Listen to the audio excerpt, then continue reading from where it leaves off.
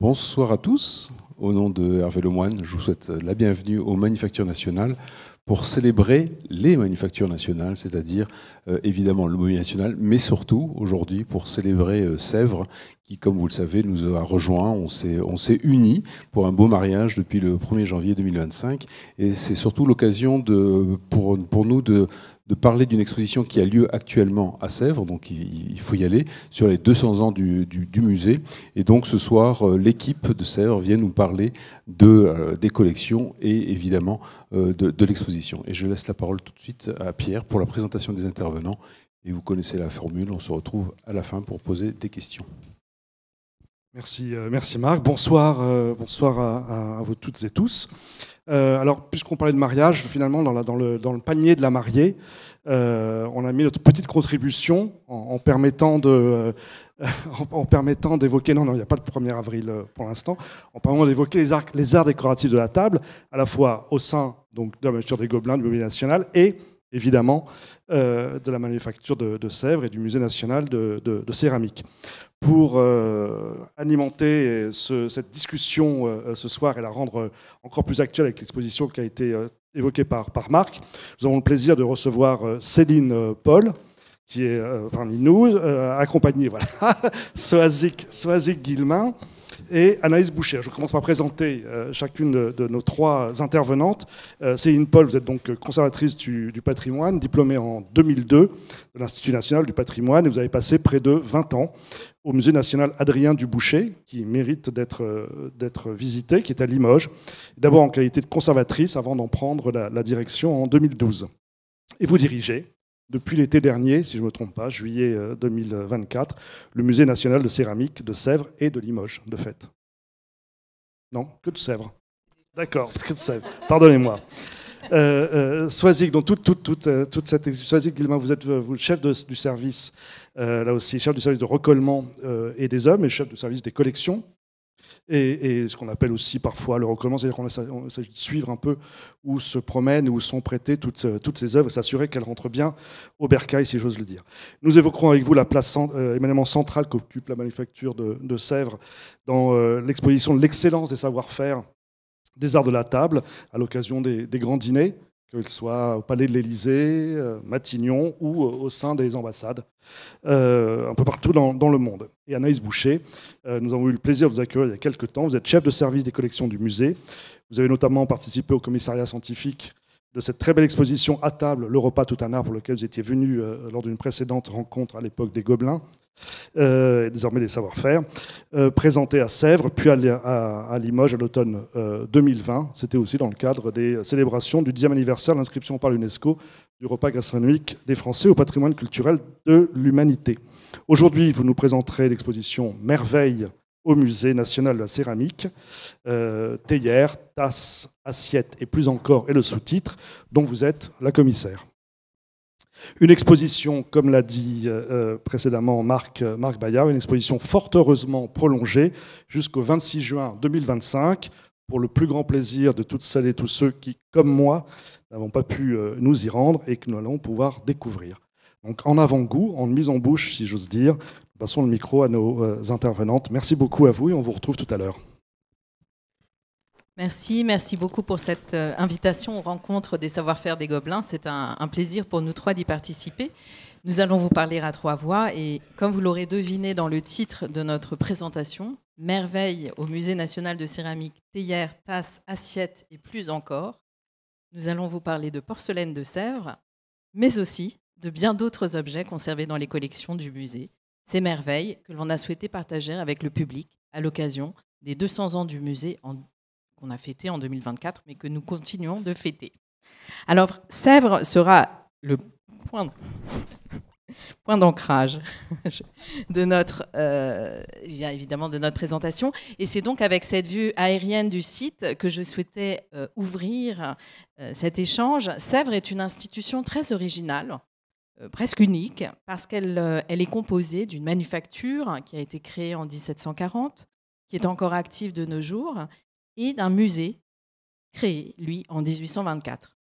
Pour vous donner une idée de l'ampleur du site, c'est un site qui occupe depuis 1876 une parcelle à côté du parc de Saint-Cloud, enfin initialement d'ailleurs dans le parc. Et c'est un site de 4 hectares qui regroupe plus d'une vingtaine de bâtiments. Donc, vous voyez, c'est vraiment un emplacement assez exceptionnel. Auparavant, la manufacture de Sèvres a connu 2 emplacements. Ce n'est que depuis 1876 qu'elle est installée sur ce site. Alors, vous voyez vous voyez le musée au premier plan et vous voyez également la manufacture. Et au sein de donc la manufacture, c'est une grande partie des bâtiments qui sont derrière le musée. Et au sein de cette manufacture, vous avez 120 artisans qui sont répartis dans 27 ateliers. Et vous pouvez également distinguer un bâtiment en briques rouges dans le fond qui regroupe notamment les collections de la manufacture et les archives.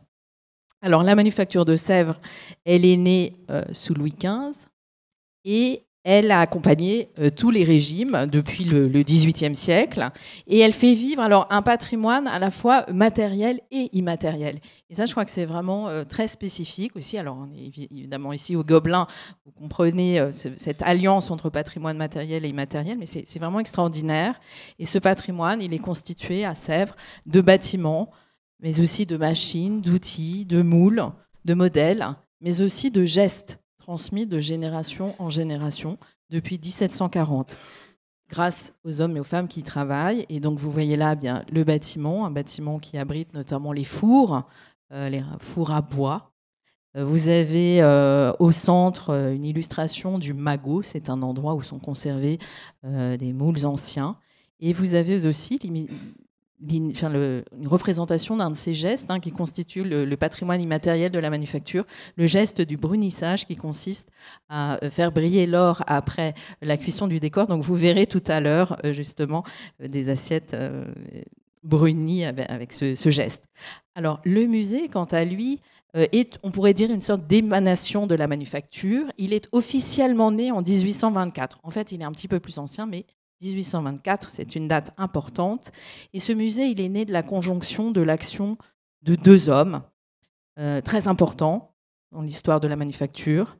Alexandre Brognard, qui a pris la tête de la manufacture à partir de 1800, et Denis-Désiré Rieucreux, qui a été le premier conservateur des collections du musée de Sèvres. Alors vous voyez Brognard à gauche, ici portraituré par Charles-Émile Vattier en 1847, donc je dirais au crépuscule, enfin voilà, là, il est mort à ce moment-là. Et Brognard, c'était un savant éminent qui a souhaité rassembler, pour les besoins de la manufacture, une collection de céramique du monde entier et de toutes les périodes. Parce qu'en scientifique qu'il était, il pensait notamment cette collection comme un objet d'étude pour les artisans de la manufacture, c'est-à-dire une collection qui permettait de comprendre et d'étudier d'autres techniques que celles de Sèvres. Et ça, c'est important de le souligner parce que le Musée national de céramique n'est pas le Musée national de la porcelaine de Sèvres. Évidemment, il contient des pièces fabuleuses de porcelaine de Sèvres, mais aussi bien d'autres œuvres issues d'autres civilisations de périodes très anciennes ou très récentes. Et dans son dessin, Brognard a travaillé très étroitement avec Denis-Désiré Rieucreux, donc, qui était à l'origine un peintre, qui ensuite a été en charge de cette collection. Et Rieucreux a été un formidable conservateur parce que Brognard avait ce regard du scientifique, très axé sur les techniques, notamment. Rieucreux avait aussi une approche un petit peu différente et complémentaire, s'intéressant notamment à la technique, mais aussi à l'esthétique. Et donc, pour lui, le musée était aussi un musée d'inspiration pour les personnels de la manufacture, mais petit à petit, on va le voir, aussi pour un plus large public. Alors, voilà une vue du musée, des vues plutôt du musée à la fin du 19e siècle. Vous avez à gauche une carte postale ancienne qui vous montre une salle qui existe toujours, le salon d'honneur dans lequel sont présentés des vases, notamment aujourd'hui, et notamment ce vase immense qui s'appelle le vase Neptune, qui a été présenté à une exposition universelle en 1867. Donc le musée, c'est aussi le lieu où l'on présente les prouesses techniques de la manufacture. Et ce vase, vous en avez une idée de l'échelle. Vous voyez un personnage assis sur la banquette. Le vase mesure quand même plus de 3 mètres de hauteur. Donc je vous invite vraiment à venir le voir. Et à côté, j'ai mis cette illustration. Elle montre une mère et sa fille qui sont en train de visiter le musée. On est en 1879. Et ce qu'elles regardent, eh bien, ce sont des pièces Ce n'est pas de la porcelaine de Sèvres, ce sont des faïences, des terres vernissées. Vous voyez même un épi de fêtage. Donc, vous voyez, les collections, dès l'origine, ont été très diverses. Alors là, on était dans les années, à la fin du 19e siècle. On va passer au 21e siècle et vous voyez que, je ne dirais pas que les choses n'ont pas tout à fait changé, mais en tout cas, il y a une sorte de transposition. Ce sont des vues du musée aujourd'hui avec ce fameux salon d'honneur. C'est celui dans lequel a été signé le traité de Sèvres. D'ailleurs, ce vase a été démonté à l'occasion. Et puis à côté, vous voyez là aussi une maman et sa fille, mais du 21e siècle, qui sont en train de contempler des céramiques qui viennent d'Iznik en Turquie. Donc vous voyez, cet éclectisme, cet encyclopédisme de la collection, il est très présent. En voilà un autre exemple avec une évocation des dressoirs, puisqu'on parle aussi des arts de la table et de la mise en scène. Vous avez à gauche un ensemble de faïences qui évoquent les grands dressoirs versaillais. Et puis à droite, une pièce en porcelaine de Sèvres, la Boca, réalisée en 2006. Alors, ces collections, la richesse de Sèvres, c'est aussi d'être constituée de collections multiples. Vous avez les collections du musée, dont nous allons beaucoup parler, mais vous avez aussi les collections, vous avez les archives remarquables. Elles sont conservées depuis le XVIIIe siècle, depuis la création de la manufacture en 1740. Vous avez donc de ce fait un formidable cabinet d'art graphique avec beaucoup de modèles, à l'image de celui que je vous présente à gauche, qui est un dessin préparatoire à une buire indienne des années 1850. Et puis, vous avez aussi des collections dites manufactures qui ont un statut particulier ce sont ces collections manufactures qui sont déposées dans les lieux de pouvoir et bien d'autres lieux d'ailleurs. Soisig Guillemin vous en parlera. Alors, revenons aux arts de la table et je ne pouvais pas terminer cette introduction sans vous mentionner une des dernières acquisitions du musée pour vraiment introduire le thème de la table. C'est une assiette que nous avons acquise il y a quelques mois, une assiette qui était dans le service particulier de l'empereur Napoléon. Et c'est une assiette qui est remarquable parce qu'elle vient de ce service, qu'elle a accompagné Napoléon à Sainte-Hélène, et parce qu'elle représente aussi la manufacture de Sèvres. Voilà, dans son ancien emplacement. Ce n'est pas la manufacture. C'est antérieur à l'installation du site en 1876.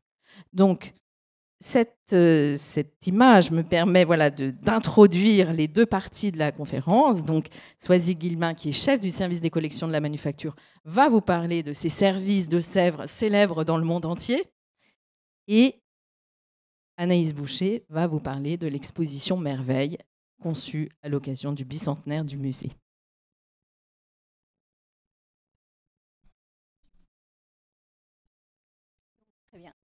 Parlons donc des collections de la manufacture. Donc, depuis ses prémices à Vincennes et le privilège royal accordé en 1745, l'histoire de la manufacture de Sèvres est intimement liée à l'État et à son service. C'est dans ce lien étroit que la présence de Sèvres sur les tables du pouvoir prend ses racines. L'histoire de cette production ne s'y cantonne cependant pas. Dans un élan riche et varié, elle s'illustre par la création d'œuvres qui ne se fixent aucune limite, ni en taille, ni en termes de technique. Donc, comme vous pouvez le voir ici, au fil du temps, des champs variés ont été explorés, tels que pour ce portique de Sandier qui est déposé à la piscine à Roubaix, qui fait 4,20 mètres de haut, pour que vous en ayez les proportions. Ce lampadaire de Dubuisson qui, lui, fait à peu près 1,80 m de haut et qui a été déposé dans le bureau de Jacques Lang au ministère de la Culture, puis dans le bureau de Jacques Lang au ministère de l'Éducation nationale, puis au musée des Arts décoratifs de Paris. Mais Sèvres, explorant tous les champs, va aussi dans le domaine du minuscule et vous avez ici des boutons de manchette qui, pour leur part, n'ont pas été déposés et sont encore dans nos collections sur site. Comme l'a indiqué Céline Paul tout à l'heure, les œuvres qui sont produites par Sèvres ne sont pas toutes destinées à être déposées auprès des services de l'État. Une partie de sa production a toujours été destinée soit à la vente, soit dans une proportion restreinte aux cadeaux diplomatiques. Nous n'en parlerons pas aujourd'hui parce que forcément elles n'appartiennent pas aux collections de la manufacture, mais il faut que vous ayez en tête que ce champ parallèle existe et qu'il est extrêmement riche. Il est actuellement admis que les collections de la manufacture de Sèvres représentent à ce jour 288 000 œuvres, dont 268 000 sont déposées dans différentes institutions appartenant à l'État français. Parmi elles, 2/3 sont composés de services de table et de cabarets. Alors les cabarets à Sèvres sont une rubrique de notre production qui correspondent aux services à thé et à café. Il s'agit donc principalement d'une collection qui est hors les murs et qui répond à une des missions régaliennes de l'établissement, orner les tables et plus généralement les lieux de représentation de l'État français. Parmi les œuvres envoyées, 153 000 sont destinées aux institutions centrales, comme la présidence de la République, Matignon, les ministères ou les assemblées constituantes, Assemblée nationale, Sénat, etc. 100 000 ont été envoyés dans des ambassades de France ou autres représentations diplomatiques. Et enfin, 15 000 ont été déposés dans des musées, des préfectures, des écoles, des églises, avant la séparation de l'Église et de l'État. Et tout cet ensemble participe au rayonnement de la collection. Dans sa forme actuelle, cette collection est donc pour l'essentiel constituée d'œuvres produites depuis la seconde moitié du XIXe siècle, puisque à la création du musée en 1824 dont on vient de vous parler, les collections qui étaient alors conservées à la manufacture ont été transférées vers le musée et confiées à la bonne garde de Denis-Désiré Rieucreux, dont vous entendrez parler par la suite. Les services de table et les cabarets sont un des jalons forts de la production de Sèvres et permettent de retracer une histoire du goût et des techniques. Preuve en est la multitude de pièces qui sont en main privée dans des collections nationales ou chez les dépositaires publics. Leur présence marque nettement la politique de dépôt de la manufacture, mais il faut garder en tête que ces envois sont toujours accompagnés de pièces décoratives, sculptures, vases, mais aussi cendriers, boîtes, luminaires. Et ces ensembles permettent, chacun à leur échelle, de raconter l'histoire des institutions auxquelles elles sont destinées. Entrons dans le vif du sujet. Notre principal dépositaire, la présidence de la République. Ce dépositaire est forcément le lieu où l'excellence des savoir-faire français s'exprime. Forcément, on va être un petit peu chauvin à la manufacture de Sèvres, mais vous n'êtes pas sans savoir qu'il y a aussi l'excellence de tout ce qui est mis à disposition par le mobilier national et aussi toute l'excellence des savoir-faire de l'ensemble des intervenants. Imaginez un repas d'État. Vous avez sur les tables des tables qui seront dressées avec du linge qui a été finement tissé par diverses grandes maisons françaises, dressées sur les tables par des lingères qui sont spécialisées dans le domaine et qui ont l'art consommé de faire les plis comme il faut. Viennent ensuite les argentiers qui vont installer l'ensemble des couverts avec des mètres et qui vont calculer en fonction de la table choisie, qu'on soit dans un U ou qu'on soit sur une table qui soit ronde ou ovale, comment les invités vont être répartis. Attention à la faute protocolaire si une erreur se glisse dans le dressage de cette table. Et puis vient ensuite le grand ballet de l'ensemble des maîtres d'hôtel qui vont assurer le service, qui est encore un service à la française, donc un service où vous présentez les plats et où les convives se servent. Vous imaginez la chorégraphie que représente ce moment du dîner d'État, accompagné de tout l'ensemble protocolaire qui doit être respecté. Une mécanique extrêmement bien huilée qui est, une fois de plus, le fruit de l'excellence. Notre participation à ce ballet. Pour les dîners d'État, les premiers services déposés sont au nombre de 4 et arrivent auprès de la présidence le 21 juillet 1848, soit un mois après le transfert des fonctions des pouvoirs au général Cavaignac, qui est donc confirmé comme président de la République. À ce titre, ces 4 services représentent 631 pièces. Je ne vous assommerai pas de chiffres, mais c'est juste pour que vous ayez les proportions au moment où on commence. Parmi ces services, les petites vues de France que vous avez sous les yeux. Services donc, qui représentent des vues des différentes vues de France. Le titre est tout à fait explicite. Ce service avait été créé en 1832 pour la table du roi Louis-Philippe pour le palais des Tuileries et a ensuite été proposé à la présidence de la République en 1848. Ce service est toujours utilisé à la présidence. Et ils ont encore quelques assiettes de cette époque. Bien entendu, au fil de l'eau, Sèvres a continué à livrer des assiettes représentant les petites vues de France pour assurer le réassort, puisque ces assiettes étant utilisées, malheureusement, elles peuvent être cassées, ça arrive, les accidents, même si tout le monde est extrêmement soigneux. Et donc, Sèvres a continué à abonder ce service, tout comme les autres que vous pourrez voir par la suite. Pour information, puisque nous n'en reparlerons pas après, l'Assemblée nationale a eu aussi également un dépôt du service des petites vues de France. Vous voyez, bien entendu, le pouvoir symbolique de mettre sur les tables à la fois de la présidence ou de l'Assemblée nationale, des vues qui représentent des paysages français. Vient ensuite, merci, le service capraire, déposé à partir de 1851, sous l'impulsion d'Alexandre Brognard, qui a inventé ce décor. Alors on vous a expliqué tout à l'heure, Céline, que donc c'était notre directeur, on va dire tutélaire, et vraiment c'est une très très grande figure pour Sèvres, Alexandre Brognard, parce que c'était un homme brillant, mais parce qu'il a aussi donné une impulsion extrêmement importante à Sèvres et extrêmement novatrice. Au départ, ce service est avec un fond bleu clair sur le marly, sur l'aile, et puis ensuite, il est dans cette configuration avec un bleu foncé, et c'est sous cette forme qu'il est utilisé à l'Élysée, comme vous pouvez le voir dans la diapositive suivante. Donc là, voilà. Je vous ai pris une photo de repas officiel. Je vous laisse lire, si ça vous intéresse, les convives, mais on pourrait trouver beaucoup de photos officielles où le service capraire a été mis sur table. À partir de mars 1872, est livré le service aux oiseaux que vous avez ici. Service vraiment emblématique de la présidence puisqu'il a été utilisé à de maintes reprises dans de très grands repas d'État.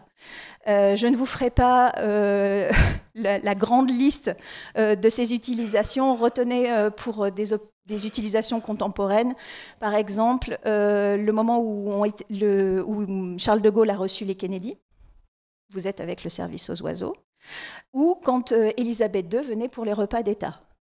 Mais Élisabeth II appréciait particulièrement ce service, au point que son protocole veillait à ce que la table soit dressée avec le service aux oiseaux au moment de l'arrivée de la souveraine. Pourquoi ? Parce que ce service prend à la fois ses racines dans la production de Sèvres, puisque le modèle initial a été créé au XVIIIe siècle. La couleur, pareil, du marly était différente, elle était en bleu céleste.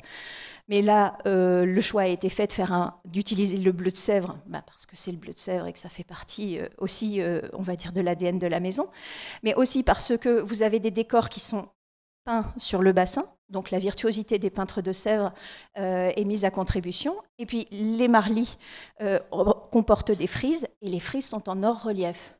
C'est-à-dire que si vous passez le doigt dessus, vous sentez le relief sous votre doigt.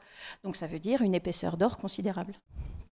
Donc un service très très riche et qui met en place beaucoup de talents. Là, un exemple pour vous donc, du service à café qui va avec une version en blanc et une version en plein or.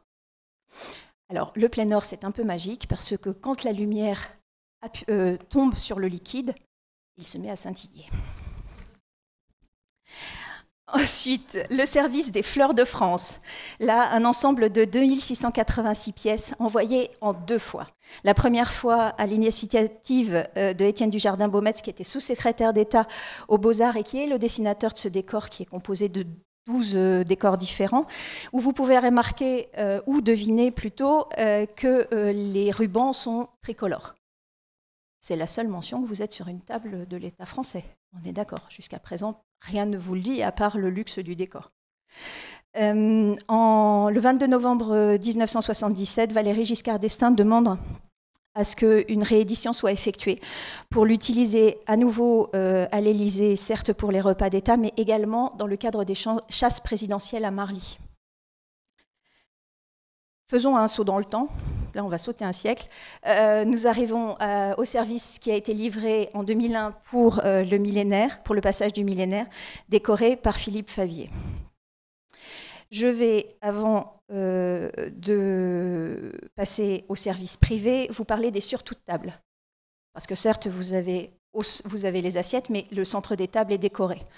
Donc souvent par un ensemble de sculptures qui vous permet de présenter des scènes diverses et variées. Bien entendu, la présidence de la République dispose d'un ensemble de surtout de tables en argent, et si vous avez eu l'occasion de voir l'exposition Christophe au MAD, vous en avez une idée assez précise. Mais bien entendu, Sèvres n'est pas en reste. Alors, ici, vous avez toujours déposé à la présidence de la République le surtout de table du jeu de l'écharpe, créé en 1900 en hommage à la danseuse Loie Fuller, qui faisait des jeux de voile et de lumière et qui avait beaucoup marqué les esprits. Comme vous voyez, un parti marqué sur les différentes attitudes. Et ici, une vue de l'exposition à table dont on parlait tout à l'heure. Je remercie mes collègues de les avoir montrés. Ensuite, le surtout ruines d'Égypte, 1978. Hommage de Anne et Patrick Poirier au surtout pour Napoléon Ier, dont vous pouvez voir une partie au Louvre, avec cet imaginaire ruiniste qui est propre aux artistes. Et donc vous voyez, vous êtes effectivement avec une citation de ces grandes allées qu'on associe à l'imaginaire à la suite des campagnes d'Égypte, mais avec donc, le temps qui est passé et un hommage à la situation. Et enfin, le dernier surtout qui a été livré à la présidence. Alors, désolé, comme vous pouvez imaginer, c'est une photo de récollement. Le surtout Constellation qui a été déposé en 2000, qui est en 2 parties et qui mesure 2,30 m de longueur. C'est pour que vous ayez une idée des proportions, parce que la photo ne lui rend pas hommage. Le président et son hôte sont au centre. Ensuite, vous avez le reste de la table. Nous sommes sur des tables en U. Il a été livré à l'époque de Jacques Chirac. Pourquoi je vous dis ça? Parce que Jacques Chirac est grand, donc peu importe la taille du surtout. Que de toute façon, son hôte sera vu parce qu'il est dans le creux central, donc il n'y a absolument aucun problème. Et parce que Jacques Chirac appréciait particulièrement les tables en U, parce que c'était une façon pour lui de marquer à ses convives quelle était leur place par rapport au pouvoir. Vous êtes au centre, vous savez quelle est votre place. Vous êtes loin, vous êtes loin. Voilà. Il y a également des dépôts qui sont pour le service privé. Alors, quand on dit privé, il faut remettre les choses en perspective. Les séances de travail petites du président de la République. On est encore dans le cadre de ses fonctions, c'est simplement qu'il va faire un dîner de travail à 10 convives maximum, 10-12 convives maximum. On n'est pas dans le cadre d'un repas d'État. Donc là, un attachement particulier aux pièces contemporaines. En haut à droite, un décor de Poliakov et en bas à gauche, un décor de Joseph Agam.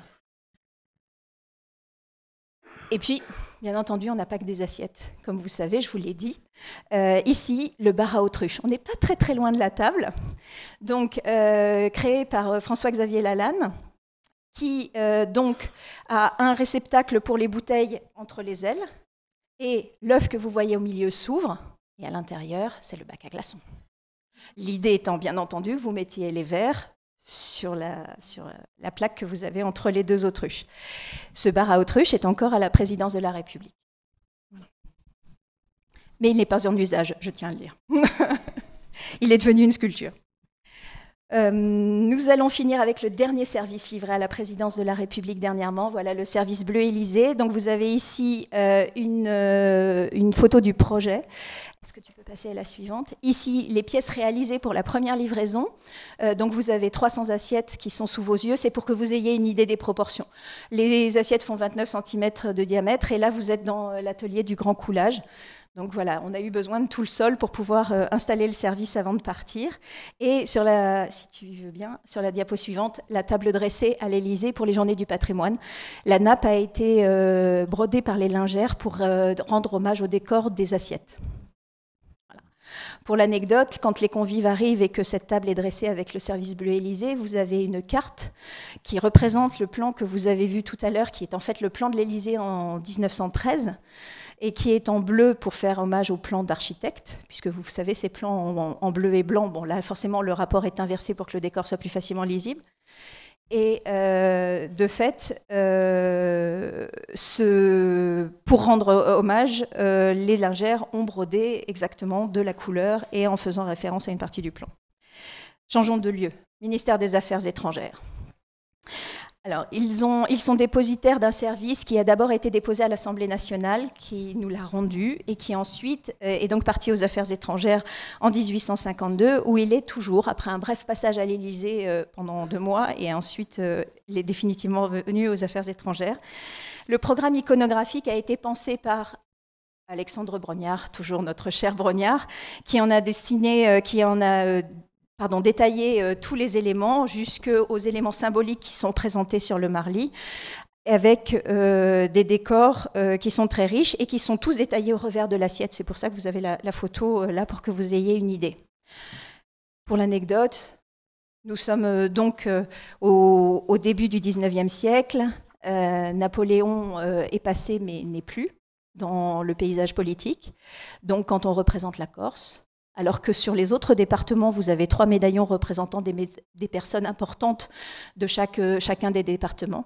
Pour la Corse, il n'y aura que 2 médaillons, et le 3e a été pudiquement une évocation d'un autre élément de la région pour éviter d'avoir à mettre le portrait de Napoléon Ier sur les assiettes.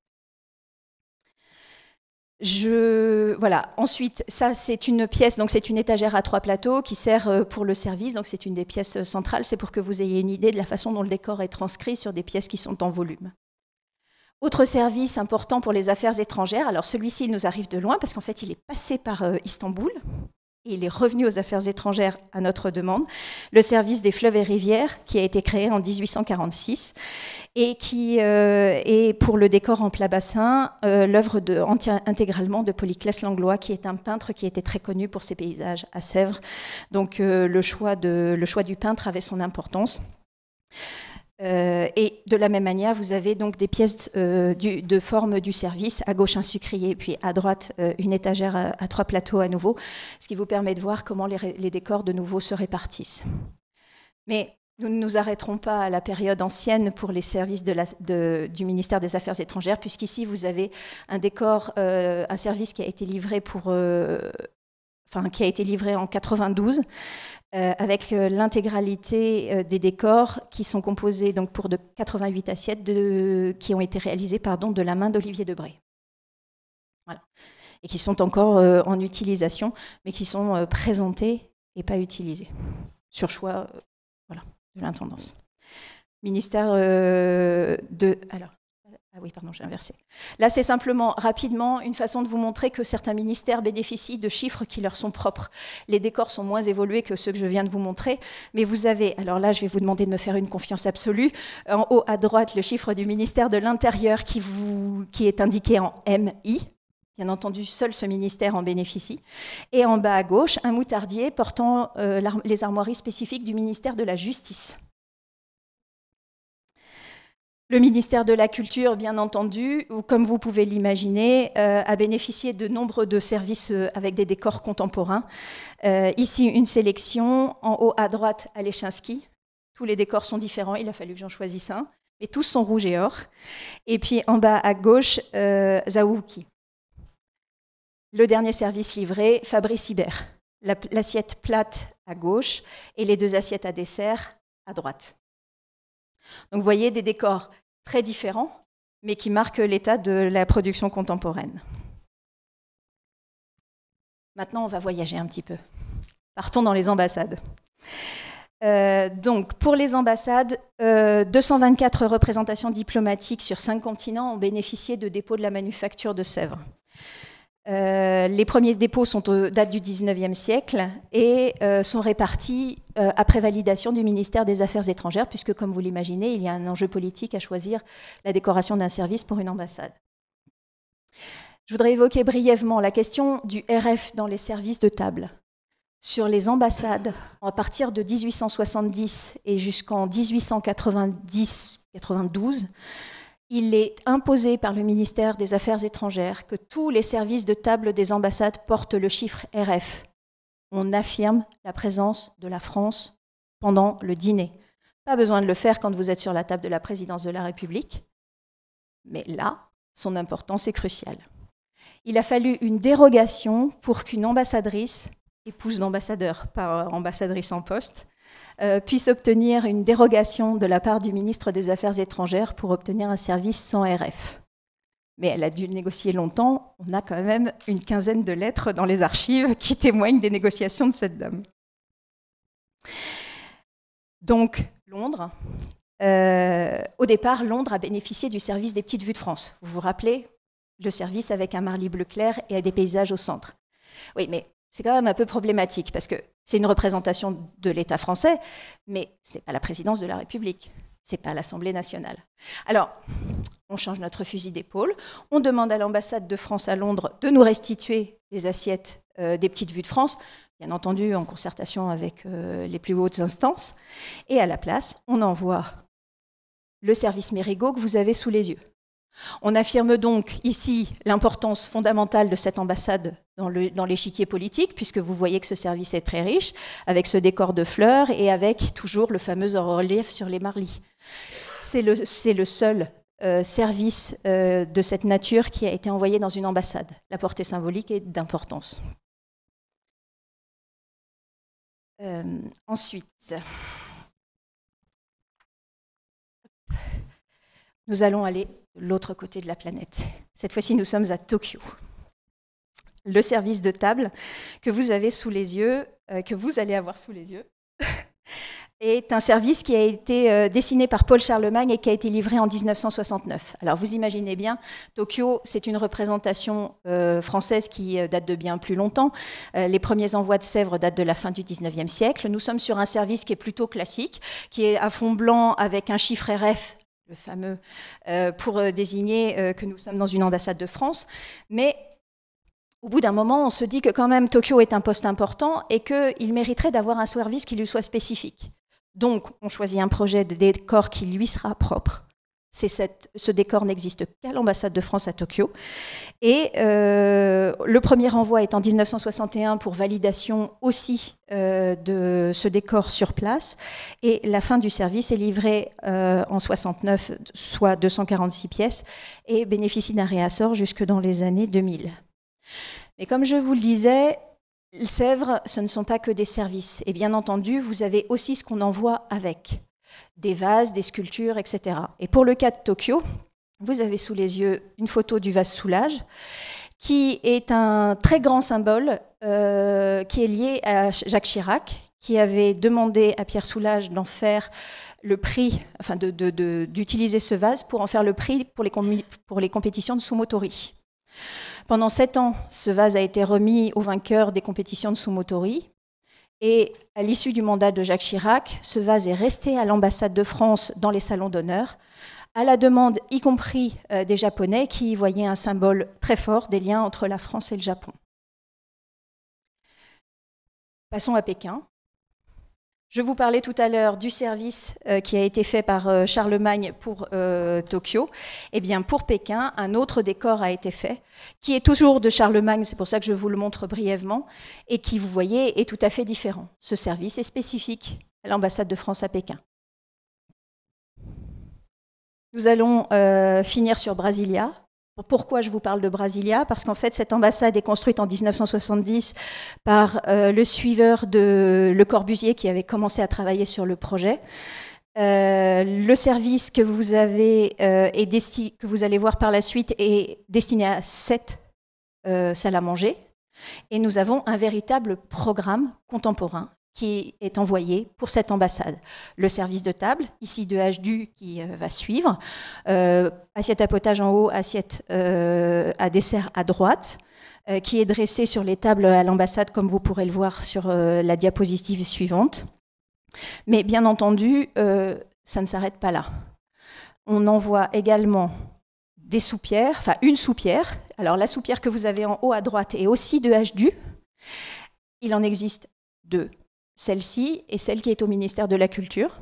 Donc vous voyez, c'est pareil, symboliquement c'est très important. On envoie une sculpture monumentale. Ma photo était vraiment trop mauvaise, j'ai eu honte de la montrer ce soir, donc vous ne la verrez pas, qui est aussi une pièce unique d'HDU. Un artiste très très important pour Sèvres, vous comprenez pourquoi aisément, puisque vous entendez son nom régulièrement. Et puis bien entendu d'autres artistes importants. À gauche, Alicia Penalba, et en bas à droite, Fancy Frank, élève de Francine Delpierre, une grande céramiste. Bien entendu, on pourrait continuer très très longtemps, mais je vais laisser la parole à ma collègue. Les Sèvres les services de Sèvres sont également déposés dans les musées. Là, la perspective est complètement différente. Nous ne sommes pas dans une perspective d'usage, mais nous sommes dans une perspective où nous expliquons ce que nous sommes capables de faire dans les ateliers. Ici, avec l'assiette hyacinthe réticulée, le système d'ajourage sur une aile d'assiette et éviter qu'elle s'effondre à la cuisson est un vrai morceau de bravoure.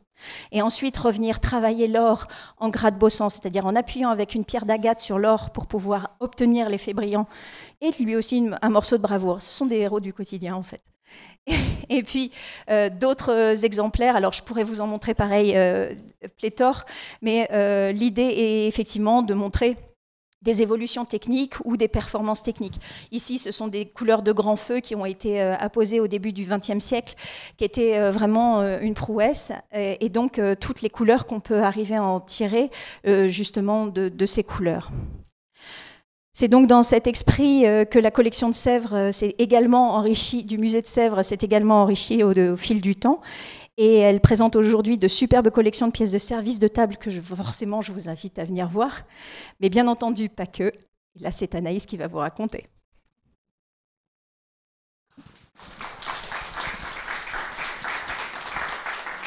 Merci Swazik. Donc j'attrape la balle au bon. Donc effectivement, dans les collections du Musée national de céramique, à l'origine, il y a en fait des transferts de la manufacture de Sèvres, en fait, de collections donc, qui sont arrivées dès, je dirais, 1802, puis ensuite il y a un gros transfert en 1835. Alors le Musée national de céramique est basé effectivement sur un concept assez inédit, de rassembler uniquement des œuvres en céramique, mais aussi en verre. Il compte actuellement plus de 50 000 œuvres issues des 5 continents qui sont datées de la préhistoire à nos jours. Et avec les collections de la manufacture, ça forme vraiment un ensemble patrimonial exceptionnel dédié à la céramique le plus important au monde, plus important encore que la collection céramique du Victoria and Albert Museum, qui est une collection de référence évidemment au niveau mondial, mais on fait encore mieux. Et effectivement, nous n'avons pas que du Sèvres. Donc ce musée était anciennement installé dans l'ancienne manufacture, située en haut de la colline de Sèvres. Mais le musée va prendre tout son essor en fait quand il va déménager et s'installer en fait en 1876 dans le bâtiment que vous a montré précédemment Céline Paul. Donc au fil des modes et des conservateurs, la manière de présenter en fait les œuvres va évoluer. On classe les œuvres par type de pâte, mais on va aussi avoir des agencements chronologiques, géographiques ou encore esthétiques. Donc du grand fouillis originel, on va dire, sorte de Wunderkammer, comme on dit en allemand, de chambre des merveilles, qui est ici évoqué par Jean-Charles Develly sur ce projet de décor pour un plateau.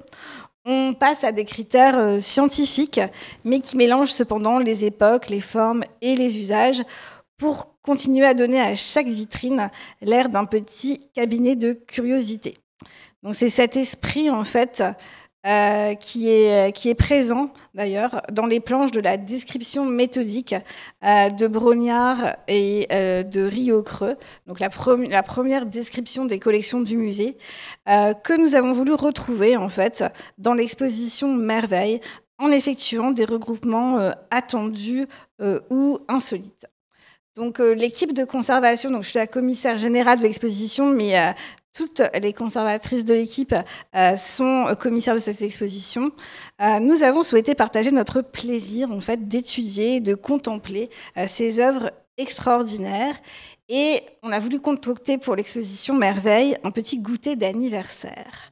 Donc c'est un parcours en 10 sections, comme autant de petits plats à déguster, pour partir à la découverte de plus de 500 trésors sortis des réserves du musée. Donc, ils sont généralement insolites, parfois spectaculaires, et dans un joyeux mélange des genres, des matériaux et des époques. Donc, je vous invite à rentrer dans notre premier cabinet de curiosité, qui est le cabinet du savant.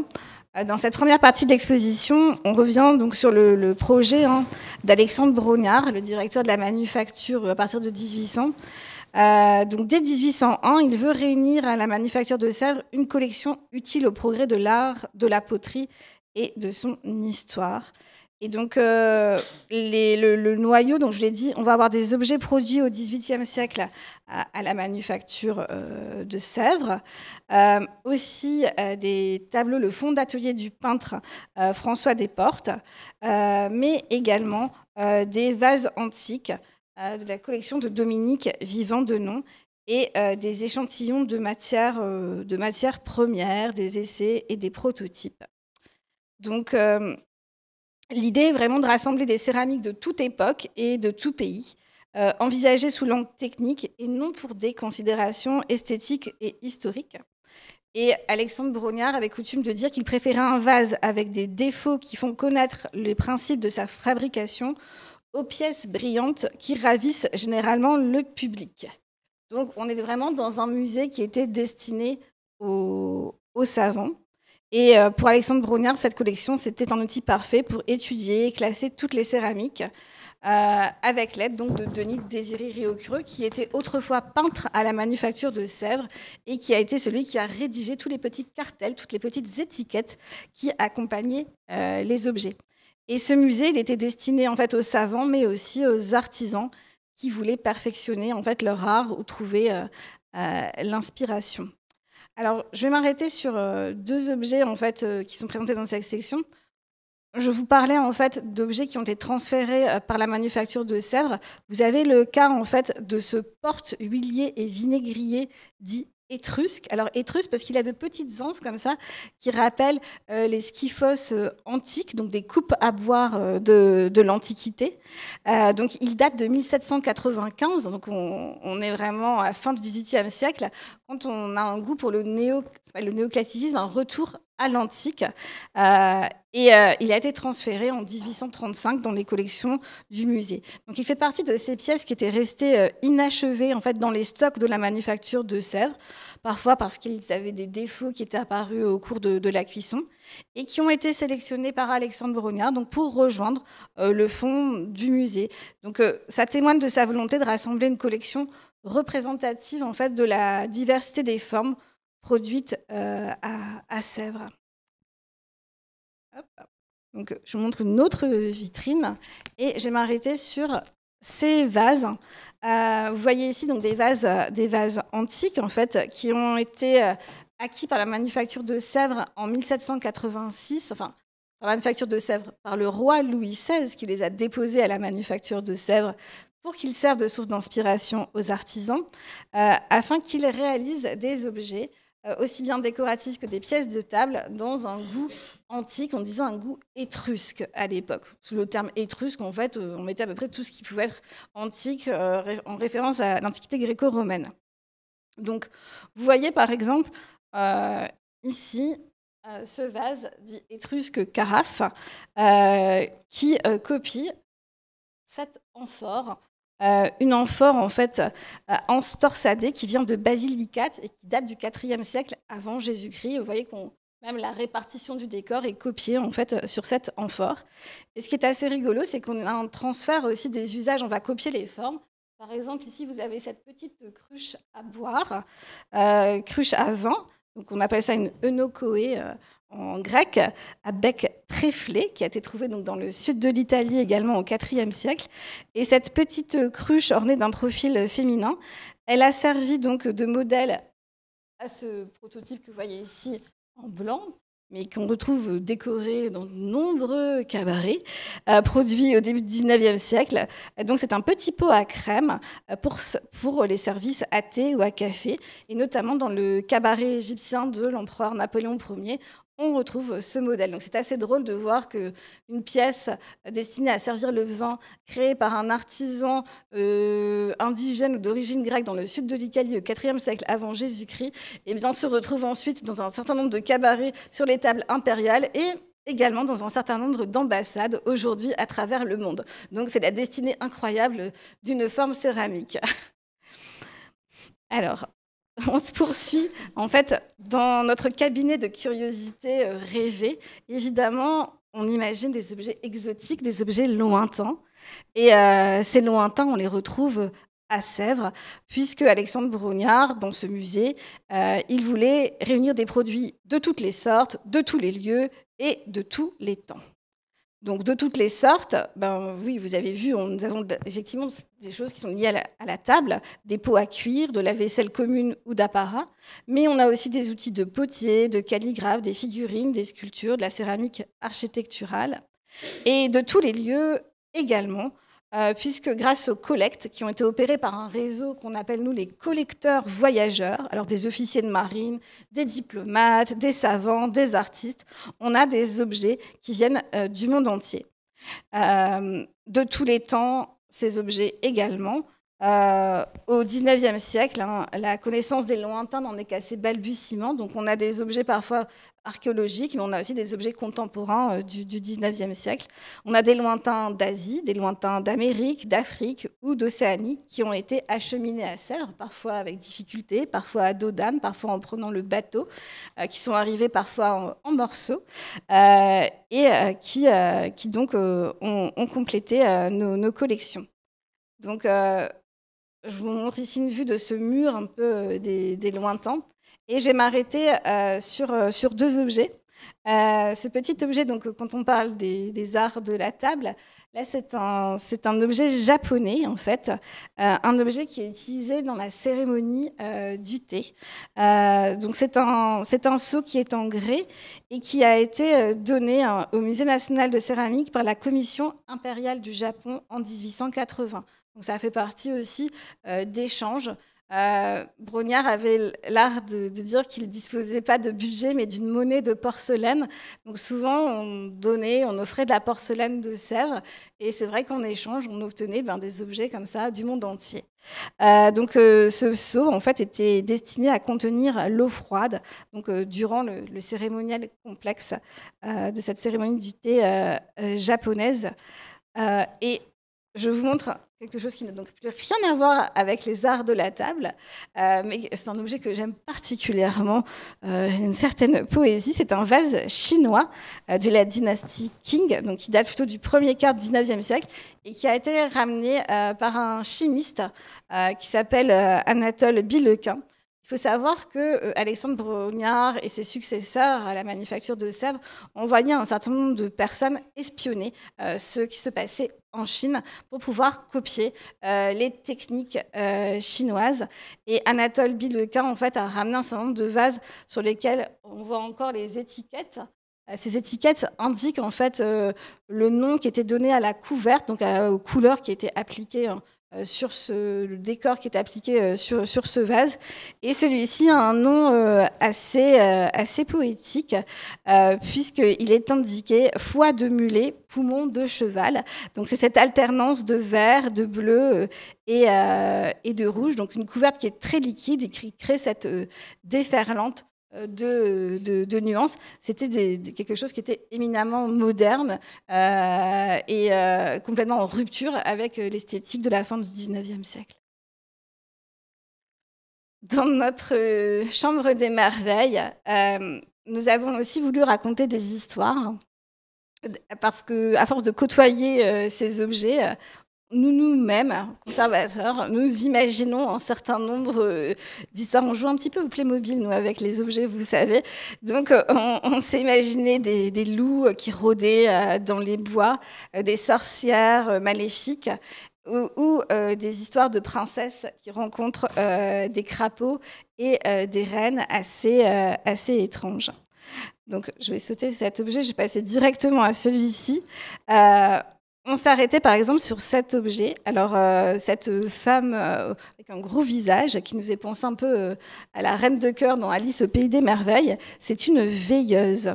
Donc, c'est une veilleuse qui date de la fin du 19e siècle, qui a été produite par la manufacture Jacob Petit à Paris. C'est une manufacture de porcelaine qui se spécialisait un peu dans les objets dits de fantaisie. Et donc, c'est un objet qui est en plusieurs parties. Donc, vous avez ici un socle sur lequel on a cette partie, donc là, vraiment la veilleuse, qui est une sorte de petit réchaud, et en même temps, ça sert de lumière. Vous voyez qu'il y a des petites fentes comme ça, on place une petite bougie à l'intérieur, et ça permet d'éclairer. Donc, on pose ça sur sa table de chevet. Et ici, en fait, le buste de cette dame, c'est une théière et vous avez le couvercle qui est le petit chapeau. Donc comme ça, quand au creux de la nuit, vous avez envie de vous réchauffer et voilà, vous avez envie d'être un petit peu confortable, eh bien voilà, vous servez un petit thé et donc voilà, vous avez le bras qui sert d'anse et l'autre bras qui sert de bec verseur. Alors, on s'éloigne des arts de la table, mais pas vraiment avec cet objet. En fait, on ne sait pas. C'est un château fort qui est en faïence, qui a été sans doute réalisé à Nevers, et il est daté de 1689 très précisément, puisqu'il y a une inscription dessus, 16 septembre 1689. Et vous voyez le petit propriétaire de ce château en fait, qui vous accueille. Mais est-il bien amical? Les canons sont pointés vers vous. Il y a également des soldats aux aguets. Donc on ignore en réalité la fonction de cet objet. Est-ce qu'il commémore une bataille, un événement familial? Est-ce que c'est un chef-d'œuvre d'artisan? Est-ce que c'est un jouet pour un enfant? Est-ce que c'est un décor de table? Est-ce que c'est un surtout, comme on a présenté Soisig? Voilà, dans tout cas, ces tourelles nous convient dans un monde totalement imaginaire. Et alors là, je suis bloquée. Ah, c'est bon. Oui, je suis bloquée. Je vais passer un petit peu. On a voulu aussi rassembler des objets qu'on ne montre jamais dans des expositions, qui ne sont jamais demandés en prêt, en fait, nos inattendus, nos bizarres, en fait. Alors, on rentre dans ce monde des inattendus par un objet que vous voyez ici, c'est une tourille. Une tourie dite de neutralisation 22V à tubulure. Alors, c'est une pièce en grès massive et insolite, en fait, qui est témoin de l'effort de guerre de la manufacture de Sèvres pendant la Première Guerre mondiale. En fait, la manufacture n'a pas arrêté son activité, hormis pendant le confinement de 2020, mais pendant les guerres, elle a toujours fonctionné. Et au lieu de produire des services de table, de produire des vases décoratifs, elle a travaillé pour l'armement, donc avec cette tourie qui est une des dizaines de modèles en grès qui était destinée à contenir des produits chimiques, notamment des acides, de l'acide nitrique qui était utilisé pour la fabrication d'explosifs. Alors voilà un petit peu un échantillon de nos bizarreries. Voilà une petite blague. Bah oui, j'ai voulu montrer. Donc c'est un achat qui a été réalisé en 2008. Donc Carla et Nicolas, évidemment, je n'ai pas besoin de préciser à qui on fait référence. Donc ces mugs ont été réalisés par une artiste canadienne, Dana Wise, pour la manufacture Astier de Villatte. C'est une artiste qui s'est fait connaître par ses détournements de pilules du bonheur, offrant de faire chanter son chat comme Céline Dion ou de comprendre l'accent écossais. Alors, je ne sais pas ce qui se passe quand on boit dans les mugs Carla et Nicolas, mais voilà, dans ce cas, ça fait partie des choses un peu surprenantes qu'on peut trouver dans les étagères des réserves du musée. Autre chose surprenante sur laquelle je vais m'attarder, ce sont cette collection d'œils de verre qui nous ont été donnés par monsieur Miro de la famille Hazard Miro. Alors ça s'écrit pas de la même manière, mais bon, j'avoue que c'est assez savoureux. Donc ça nous a été donné en 1862. Et donc Charles-François Hazard, émailleur oculiste, et son neveu Hazard Miro ont joué tous les deux un rôle important pour la fabrication et l'usage des prothèses oculaires. Et donc, on nous a fait don en fait, de ces objets. Donc, ça demande un travail très minutieux du verre. Ce sont des tiges de verre qui sont fondues. Encore aujourd'hui, c'est un artisanat qu'on retrouve à Paris. C'est un métier d'art au sens propre du terme. Et ce sont souvent des dynasties familiales. Donc, même toutes les petites vénules que vous voyez en fait, sont réalisées en verre. Et il faut savoir donc, que Hazard Miro a laissé un traité pratique de l'œil artificiel écrit en 1818 qui facilite l'usage de ces prothèses. Et sachez que Paris était un centre de production majeur de ces prothèses oculaires au XIXe siècle. Donc, vous voyez que des tasses, des théières, mais vraiment bien plus encore. Hein. même des petites choses un peu rigolotes, comme ces deux grenouilles, en fait, qui sont, donc l'une porte un masque et l'autre est une grenouille photographe, par exemple. Donc c'est un objet totalement atypique qui vient de la fabrique de Kongsnetsen, donc du côté de Riga. C'est sans doute un objet qui nous a été aussi offert par un gouvernement. Et ça a traîné un peu dans les réserves. Ça n'a été enregistré qu'en 1951. Voilà. Comme on est d'humeur quand même assez, on va dire, joyeuse dans cet établissement, nous avions envie de faire voir la vie en rose, vous voyez, à nos visiteurs. Et c'était aussi une petite boutade de parler du rose, parce qu'à Sèvres, on parle tout le temps du bleu de Sèvres. Voilà. Non, on l'aime bien aussi, hein, mais voilà. Donc, on avait envie de parler du rose parce qu'en céramique, c'est vraiment une couleur importante. En fait, c'est au XVIIIe siècle que le rose, même en tant que couleur, apparaît. Et l'adjectif de couleur rose apparaît pour la première fois en fait, dans la langue française en 1755 dans un article consacré à l'émail dans l'encyclopédie de Diderot et d'Alembert. Et pour cause, l'obtention du rose, ou encore du beau rouge, c'est-à-dire du pourpre, fait alors l'objet d'une véritable quête chez les artisans céramistes. C'est à partir de ce moment-là qu'on va en retrouver en fait sur un certain nombre d'objets décoratifs ou dans les arts de la table. Donc il faut savoir que c'est à cette époque, au XVIIe siècle, qu'en Europe et en Chine se diffuse un composé à base d'or pour teinter en rose les émaux. On appelle ça le pourpre de Cassius. Mais il est très complexe à réaliser. La manufacture de Sèvres va mettre au point en 1756 un rose. On n'appelle pas le rose de Sèvres, mais c'est son fond rose qui fait un peu songer à un bonbon. Et ça va donner des tons assez éclatants, donc toute une nouvelle gamme chromatique. Par la suite, les progrès de la chimie permettront d'avoir des produits beaucoup moins onéreux. Alors, je vous montre un petit peu quelques exemples des vitrines de l'exposition. Et on va s'arrêter sur un objet assez savoureux également.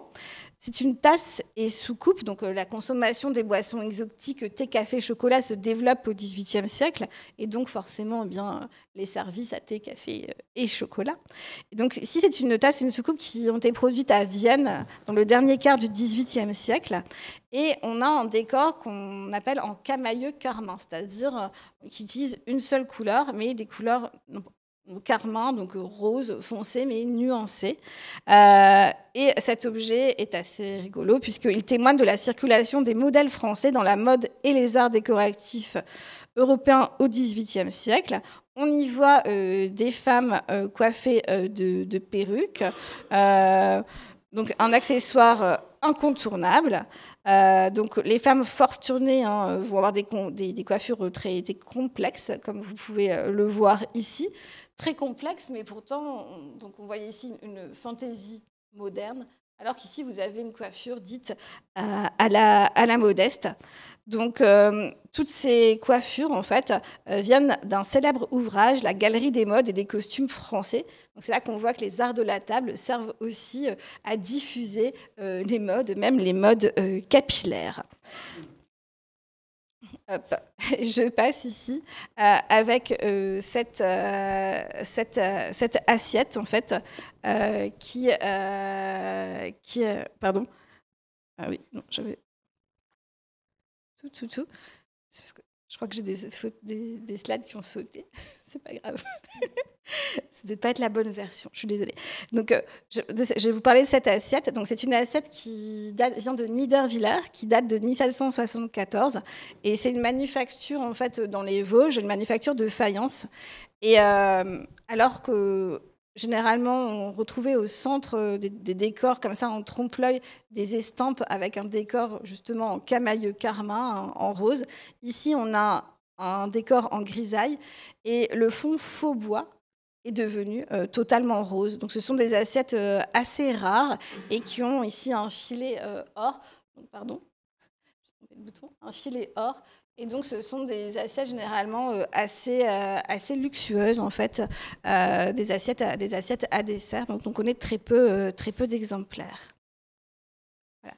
Et oui, je voulais vous parler ici de ces petites tasses.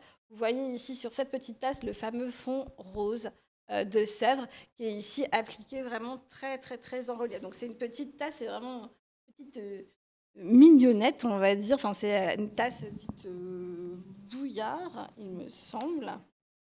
Non, gobelet bouillard, pardon, pas tasse, gobelet bouillard. Et donc c'est vraiment pour avoir une toute petite dose de café. Alors, je saute ici pour passer donc, une autre section qu'on a baptisée le pouvoir des fleurs. Il faut savoir qu'en céramique, sur les services, vous avez un certain nombre de décors floraux.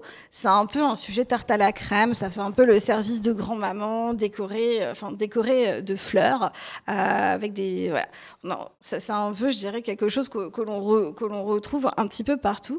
Nous, on a voulu encore une fois tirer un petit peu le trait et montrer en quoi finalement la peinture de fleurs, le décor de fleurs dans les arts céramiques, qui est considéré comme un art mineur, au contraire, avait été vraiment rehaussé et mis sur un piédestal par les talents des artisans céramistes et notamment par ceux de la manufacture de Sèvres. Donc vous voyez ici quelques vues de l'exposition et quelques objets. Vous avez notamment ce plateau. Et je vous montre ici un bouquet. Donc rien à voir avec les arts de la table. Donc un plateau ici qui a été décoré par les artisans de la manufacture. Donc ça s'inspire en fait d'un décor de textile. Mais si vous regardez bien, c'est un peu difficile pour vous, vous êtes un peu loin. Mais ces roses, en fait, elles sont toutes différentes. C'est comme un défilé de mode de la rose. En fait, vous avez la rose profil gauche, profil droit, par 2, par 3, devant, derrière. Voilà, la rose sous toutes ses coutures. Et c'est un véritable exercice de style en fait sur la peinture de la rose. Et il faut savoir que ce sont encore ce type d'exercice de style auquel sont confrontés les artisans peintres de la manufacture quand ils apprennent leur métier, puisque c'est un décor qui revient encore très fréquemment en fait dans les porcelaines de Sèvres. Autre chose qui est vraiment très caractéristique des productions de la manufacture, c'est ce type de bouquet réalisé selon la technique du pastillage. Donc ce bouquet date de 1747 pour les fleurs. La réalisation, le fait d'être rassemblé en bouquet, ça date du 19e siècle. Donc ces fleurs, en fait, ont été réalisées à la manufacture de Vincennes, donc celle qui a préexisté à la manufacture de Sèvres. Et donc cette technique du pastillage, ce sont des petites billes de pâte qui sont aplaties à la main. Donc on voit en fait les empreintes digitales des doigts en fait des artisans ou de la paume de la main, et qui ont ensuite ces pétales ont ensuite été cuits et ensuite ça a été émaillé.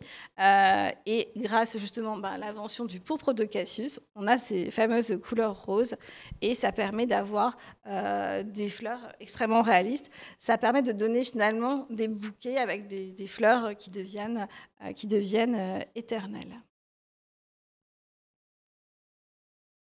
Dans notre cabinet de curiosité, on a aussi voulu donner une place aux objets qui brillent, à tous mais que ce qui brille, comme vous le savez, n'est pas forcément or. L'émail, ça brille aussi. C'est ce qui peut apporter de la brillance. Ce qui est intéressant dans les céramiques, c'est qu'elles ont le pouvoir finalement de rivaliser avec le métal. Elles peuvent se parer d'or, elles peuvent se parer de reflets aussi métalliques, elles peuvent se déguiser, elles peuvent faire croire qu'elles sont un autre matériau. Donc déjà dès l'Antiquité, la terre cuite la plus simple pouvait se recouvrir d'or pour se faire passer pour de l'or. Donc ce caractère inaltérable de l'or, évidemment, c'est un privilège que l'on retrouve pendant très longtemps à Sèvres. En tout cas, au XVIIIe siècle, par la suite, ce privilège ne va plus tenir.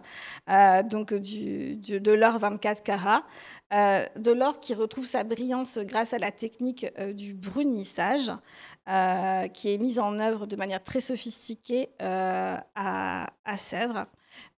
On retrouve dans les matériaux précieux de l'or, mais on a également de l'argent et aussi du platine. Donc on a voulu vraiment insister aussi sur ces aspects techniques dans l'exposition. et en montrant un certain nombre d'objets. Donc, par exemple, cette assiette qui est issue d'un service qui fait l'objet dit d'une commande perpétuelle, c'est-à-dire qu'on a produit des assiettes et des assiettes pour... bon, ça a arrêté quand même au bout d'un moment, mais en tout cas, un nombre, je dirais, considérable. Donc, c'est le service dit Marly d'or. Vous voyez ici un barbier égyptien. Et donc là aussi, c'est une attribution de la manufacture en 1835. Et on voit en fait effectivement cet or bruni à l'effet. C'est un service donc, qui a été commencé en 1805 et où on a fait appel aux peintres les plus talentueux en fait, pour décorer donc, la partie centrale, le médaillon. Et sur le pourtour, vous voyez effectivement ce brunissage à effet avec un poli, je dirais, miroir en fait, pour le fond et un or qui est laissé mat sur les décors de palmettes. Donc, ça suppose l'utilisation d'outils très très fins, donc des manches sur lesquelles on va retrouver de l'hématite, de l'agate. Ce sont des outils parfois que les artisans ont conservés encore aujourd'hui à Sèvres, qui sont transmis en fait d'artisan en artisan. Certains peuvent dater du XVIIIe siècle, du XIXe siècle. Enfin, c'est vraiment des outils très très très spécifiques. On retrouve ce travail de brunissage sur cet objet assez insolite qui a rejoint nos collections. C'est un sucrier en forme d'ananas, donc qui est entré l'année dernière dans les collections et qui fait partie d'un déjeuner, dit déjeuner des formes variées, qui a été réalisé autour de 1813.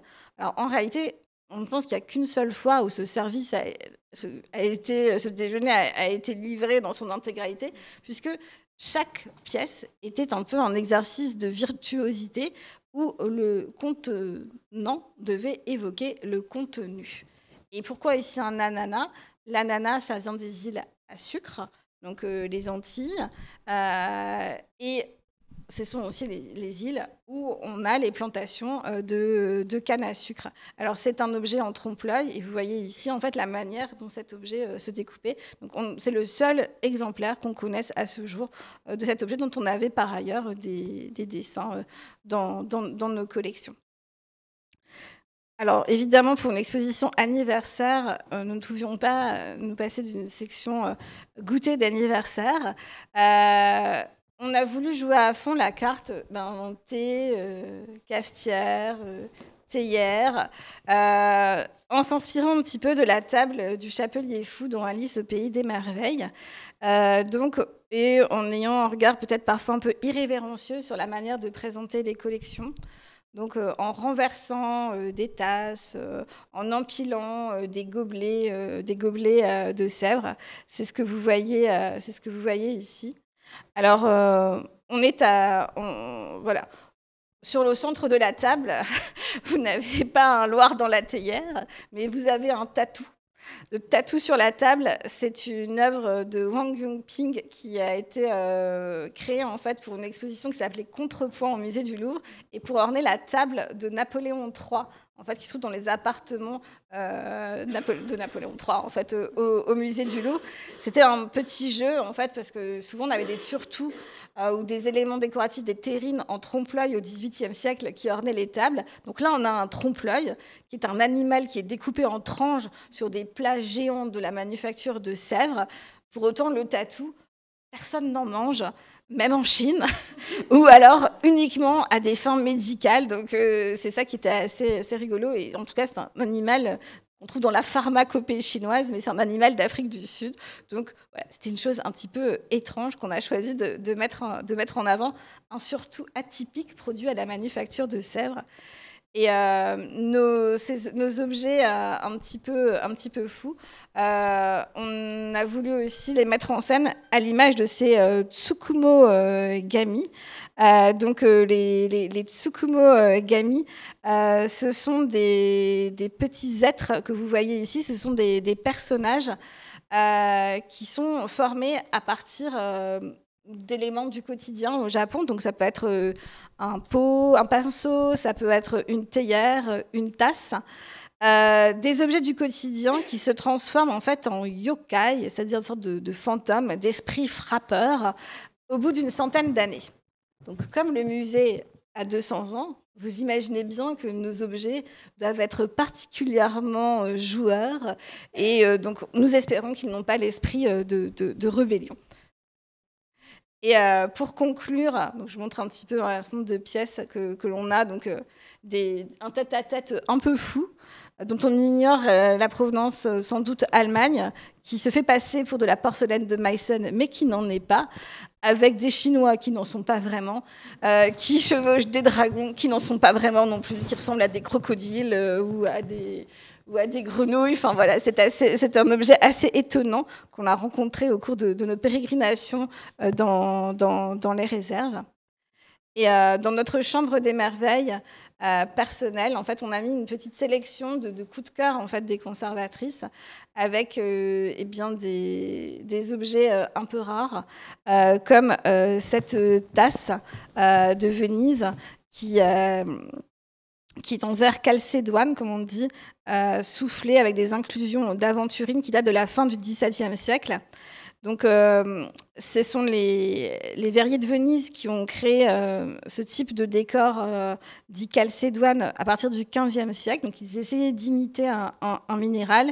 Et ce sont des inclusions de cristaux de cuivre dans le verre qui, en refroidissant, produisent ces reflets dorés qui évoquent l'aventurine. Donc, ça montre vraiment l'extrême maîtrise technique des Vénitiens et un objet extrêmement délicat pour boire son café sur la place Saint-Marc. Donc un vase au 100 trésors qu'on trouvait très adapté dans notre collection de merveilles. On voit tout un tas d'objets, aussi bien de pièces d'usage chinoises, quand on zoome, que des vases décoratifs chinois. C'est un vase qui date du XVIIIe siècle, qui date de la dynastie Qing, et qui se trouvait très encrassé au fond de nos réserves. Et enfin, nos visiteurs sont amenés vers la sortie de l'exposition par une galerie de portraits. Alors, cette galerie de portraits, c'est un peu les fantômes de notre musée. Ces êtres qui peuplent les réserves. Donc, nous n'avons pas d'illustres ancêtres, mais voilà, une population assez hétéroclite dans des matériaux très divers, que ce soit de la porcelaine, on a aussi du grès, de la terre cuite, parfois des éléments fragmentaires. On a mis par exemple un visage sur un tesson qui vient des caisses du bombardement, pour rappeler aussi l'histoire du musée. En fait, c'est-à-dire qu'en 1942 et en 1943, il y a eu un bombardement près du musée, mais qui a ravagé les collections par la déflagration. Et donc, on a encore des caisses du bombardement qui n'ont pas été traitées et des objets qui existent à l'état uniquement fragmentaire. Donc, mais ils avaient toute leur place aussi dans ces portraits. Et vous voyez ici, voilà, une petite sélection. Et je vais m'arrêter sur cet objet. C'est un support de jarre qui est en grès. C'est japonais, ça date du 19e siècle et ça représente un shōjo. Donc un shōjo, c'est une divinité de la mer, issue de la littérature et du théâtre japonais, qui est représentée généralement avec un visage des cheveux rouges. Bon, avec le grès, ça fonctionne plutôt bien. Et c'est une divinité qui est réputée, enfin qui est connue pour son penchant pour l'alcool. Et en fait, sur cette tête, lors de réjouissances publiques, on venait placer une jarre remplie de saké. Et ce type d'objet était disposé au coin des rues. Alors vous me direz, on dispose des jarres comme ça, les gens pouvaient sans doute partir avec assez facilement, ils prenaient la jarre et le saké. Alors je pense que ça ne devait pas être si simple que ça, parce que cet objet, je pense que c'est l'un des plus lourds de l'exposition. Il est extrêmement dense, donc je pense que c'est d'ailleurs une des raisons de son poids. C'était que ça a évité en fait que les gens partent avec le saké. Voilà. Donc ce personnage, il est effectivement assez drôle, avec voilà son sourire et sa langue qu'il nous tend. Et il répond dans l'exposition à un autre personnage qui a l'air tout à fait jovial. C'est une jardinière, en fait. Une jardinière en grès également, qui date du début du XXe siècle et qui représente Sir John Falstaff, donc héros de Shakespeare, mais aussi héros de l'opéra bouffe de Giuseppe Verdi, dont la première représentation a lieu à la Scala de Milan en 1893 et qui est censé être un chevalier ventru. On ne voit pas le ventre, mais quand on voit sa tête, je pense qu'on l'imagine aisément. Et c'est une œuvre d'Edmond Lachenal, un célèbre céramiste. Voilà, donc c'est une œuvre assez étonnante. Et pour conclure, cette série de portraits et cette présentation de l'exposition Merveille, voici une figure féminine en fait. C'est une allégorie de la céramique, d'après un carton d'un peintre qui est un peu tombé dans l'oubli, qui s'appelle Luc-Olivier Merson. C'est un panneau en fait, donc, qui est réalisé en mosaïque et qui est un des rares témoignages des travaux de la Manufacture nationale de mosaïque. Cette manufacture, elle a une brève existence à Sèvres, puis ici, à la Manufacture des Gobelins, entre 1876 et 1892. Donc, elle a été composée d'artisans notamment italiens qui s'inspiraient en fait des mosaïques de Ravenne. C'est d'ailleurs ce qui n'a pas tout à fait plu. Et ce décor, en fait, il prenait place dans le musée. Vous le voyez ici à côté. Donc, c'était à l'entrée du musée céramique. On avait la plaque qui indiquait musée céramique fondé par Alexandre Ronet en 1824. Vous aviez ici, l'allégorie de la céramique et ici une allégorie de la tapisserie, car effectivement, ce décor, il avait été créé lors d'une exposition universelle en 1889 pour le pavillon des manufactures nationales. Donc, je trouvais que c'était intéressant de finir par cette œuvre à l'heure où les manufactures nationales sont effectivement rassemblées et que la céramique retrouve les tapisseries. Donc, malheureusement, comme vous le voyez, nous avons perdu l'intégralité du panneau. Peut-être est-ce lors du bombardement des bombardements de 42-43 que ce décor a été abîmé. Il ne nous reste plus que ce visage féminin, cette allégorie assez mélancolique de la céramique. Voilà. Merci beaucoup pour votre attention. Et n'hésitez pas à venir nous rendre visite. Je voulais juste, alors évidemment pas conclure, parce que je pense que vous avez vu l'essence de la collection, c'est vraiment d'être ouvert. Mais je voulais juste vous rappeler que ce week-end, notamment, ce sont les Journées européennes des métiers d'art, et donc vous pourrez voir toutes ces œuvres dans l'exposition, et vous pourrez nous rencontrer aussi, puisqu'on sera présente le dimanche pendant l'après-midi. Donc voilà, vous pourrez voir l'exposition, découvrir les collections permanentes. Et puisque, juste pour conclure, voilà, je voulais vous montrer, on a parlé des roses tout à l'heure, on a dit qu'elles faisaient partie de l'apprentissage des peintres et c'est un des apprentissages les plus complexes. Donc vous avez là un seau à verre d'un service fameux du comte de Custine, avec, vous voyez, un semis de roses. Eh bien, les peintres aujourd'hui de la manufacture apprennent justement à peindre ces roses. Et comme vous a dit Anaïs Boucher, c'est comme un défilé de roses. Ça paraît simple comme motif, mais pas du tout. Il faut, en fonction de l'orientation, vous aurez des effets de lumière différents. Donc voilà, c'était aussi sur ces mots que nous voulions conclure ces rencontres autour des savoir-faire.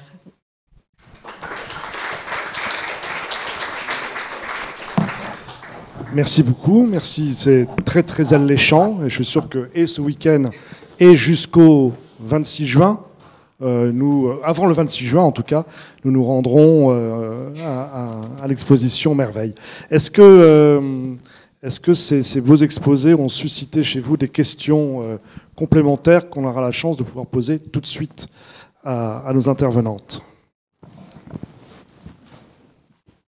Oui, merci beaucoup, c'était très intéressant. Est-ce que vous pouvez nous expliquer votre nouveau logo manufacture bleu, la feuille nationale? Le logo pour les... le logo qui accompagne la création du nouvel établissement public. Oui, oui. Je peux répondre si tu veux. Oui.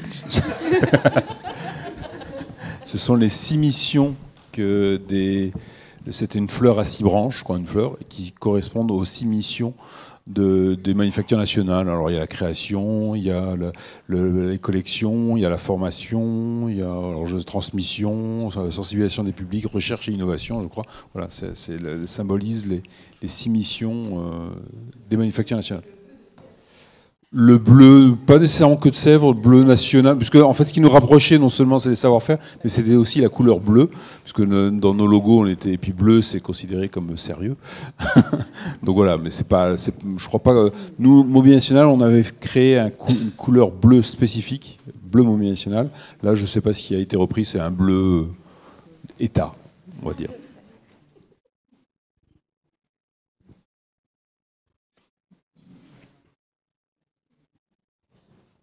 Je voulais savoir si les animaux étaient très représentés, parce qu'on n'en a pas vu beaucoup. Oui, les oiseaux, mais à part ça... Ah bah, si vous venez au musée, vous en verrez des très très gros, des animaux qui ont été produits à la manufacture de Meissen, pas à taille réelle, mais bon, enfin quand même déjà assez énorme, puisque Auguste Delefort, qui était à la tête, enfin qui a de cette manufacture de Meissen et qui a été à l'origine finalement de l'introduction de la porcelaine dure en Europe dès 1720, avait demandé à ses céramistes de reproduire sa ménagerie en porcelaine. Donc vous pouvez les voir au musée. Et on a des oiseaux, Soisy qu'on a montré. Oui, effectivement, vous avez les oiseaux effectivement, du service que vous avez vu tout à l'heure pour la présidence de la République, mais effectivement le thème animalier est omniprésent. Un petit peu moins dans les assiettes, vous imaginez bien. Par contre, sur les surtout de table, vous avez un service cynégétique qui s'appelle le service des chasses, avec des chasses qui sont extrêmement réalistes, où les crocs des chiens s'enfoncent vraiment dans les chairs. À Bernin, mais on n'est pas très loin. Nous avons des panthères au musée, nous avons aussi une patte d'éléphant, nous avons un chien saucisse, un mammouth. Non, en sculpture, on est assez bien doté, je crois. Et le bar autruche aussi que nous avons à l'Élysée, mais qui est aussi exposé dans le musée. Au musée. Voilà. Donc, et le tatou, n'oubliez pas le tatou. Ouais. Parce que même si vous ne pouvez pas le manger, quoi qu'il en soit, c'est un animal certes coupé, mais... c'en est un. Non, mais il y en a beaucoup. Et dans les années 30, on a fait beaucoup de représentations animalières à Sèvres. Et Brognard, à l'époque, mon cher Brognard, envoyait ses peintres sur le motif et ses sculpteurs sur le motif. C'est-à-dire qu'ils allaient à la ménagerie pour voir les animaux et les reproduire. Et après, on pourrait faire effectivement toute une conférence sur la sculpture animalière à la fois dans les collections de Sèvres et de la manufacture et dans les collections du musée. Et bon, là, je pense qu'il y a un moment, il faudra que vous rentriez chez vous. Si vous voulez, on y va, hein, mais... Je voulais simplement vous demander ce que devenaient les pièces qui sortent de la manufacture, mais qui ont un léger défaut avant d'être envoyées. Est-ce que du coup, vous les recyclez ou vous les restaurez ? Alors, dans le cadre de la vente, ça ne part pas avec un défaut. Dans le cadre d'un dépôt, quand ça part au départ, ça part sans défaut. Malheureusement, ça vit. Donc ça peut revenir, et ça peut revenir endommagé. Alors, sur les sculptures, les vases, enfin, tout ce que vous imaginez, ce sera restauré. Sur les pièces de service de table et sur les cabarets, là, ça va devenir beaucoup plus compliqué. Parce que si vous faites une restauration à l'or, votre assiette n'est plus alimentaire. Parce que l'or cuit ne pose aucun problème, mais forcément, un or restauré est un or à froid, et donc il est plein de produits chimiques. Donc là, tout dépend de la nature de l'altération et de là où la restauration doit être placée. Voilà. Je suis désolée, je vous fais une réponse très très vague. Si on parlait de sujets spécifiques, je pourrais vous dire. Après, il y a des ratés, il y a du rebut, et ce rebut, en fait, il peut servir, en fait, les objets peuvent aussi être cassés, et ça sert, en fait, tous les tessons, en fait, peuvent servir, en fait, de pièces d'essai pour s'entraîner, par exemple, pour les peintres, pour s'essayer un décor, pour réaliser des palettes. Donc, voilà, généralement, rien ne se perd, rien ne se crée, tout se transforme. Oui, et effectivement, très bien dit. Et justement, dans cette veine, quand les pièces sont irrémédiablement perdues, qu'on peut vraiment plus s'en servir et qu'elles sont vraiment brisées, elles partent en dédorage. L'or est récupéré, réutilisé dans la production, et le décompte d'or est remis tous les ans à la Cour des comptes. Donc c'est très très suivi. Et les morceaux, les tessons d'assiette par exemple, qui sont issus de cette casse, passent devant une commission de casse qui est relevée par un huissier. C'est l'État. Nous faisons un suivi de notre production du début à la fin. Voilà.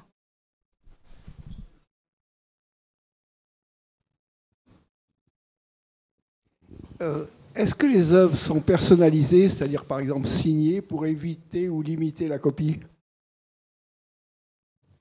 Alors, là, je pense qu'on a toutes les deux des choses à dire, mais alors, si vous voulez, une pièce de Sèvres, elle va vous raconter sa vie. C'est-à-dire que vous allez savoir qui l'a tournée, qui l'a peinte, qui l'a dorée, qui a rajouté une anse, un bec, etc. Donc déjà, pour avoir tout le faisceau de marque qui est cohérent, pour pouvoir vous raconter l'histoire, bon, déjà, il faut avoir un petit peu de connaissance sur la production. Après, bien entendu, il y a des faussaires. Bien entendu, comme pour tout. Enfin, je veux dire, on ne va pas dire que ça n'existe pas. Et puis, vous avez aussi la question des surdécors. Alors, des pièces en blanc qui ont été vendues 19e et début du 20, à la fin du 19e et au début du 20e siècle. Donc les blancs sont bien des Sèvres. Et après, ils ont été peints par des gens qui n'avaient rien à voir avec la production de Sèvres. C'est pour ça que parfois, vous pouvez croiser des pièces qui ont une forme qui vous dit étrangement quelque chose. Et vous trouvez que la peinture n'est pas très bien placée ou pas assez intense. Je vous montre par exemple une pièce surdécorée. Voilà. C'est de la porcelaine de Sèvres. Par contre, le décor n'a pas été réalisé à Sèvres. Voilà. Donc vous voyez, le champ des possibles est infini, mais comme pour tout, quelqu'un qui a vraiment l'intention de faire un faux fera un faux. C'est forcément impossible d'empêcher complètement ce genre de choses. Et je veux dire qu'à Sèvres, on a de la chance parce qu'il y a justement ce système de marque très complexe. Autrefois, dans tout un tas de manufactures de porcelaine ou de faïence, ce n'était pas le cas. Et donc là, les attributions se font uniquement au niveau de la pâte ou au niveau du style, de la forme et du décor, ce qui rend les attributions évidemment beaucoup plus complexes. Ça répondait à votre question ?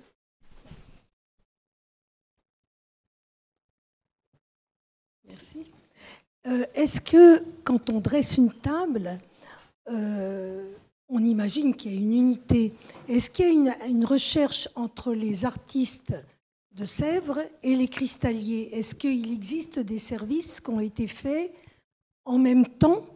J'en sais rien, c'est une question qui est peut-être idiote, hein, mais parce que c'est très harmonieux, les tables que vous dressez.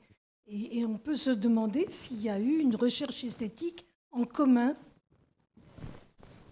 En fait, si vous voulez, on a des artistes en commun avec les grandes maisons. Donc, certains artistes ont travaillé avec Christophe, et ils ont travaillé avec Sèvres. Lalique, qui est un grand maître verrier, a aussi eu des collaborations avec Sèvres.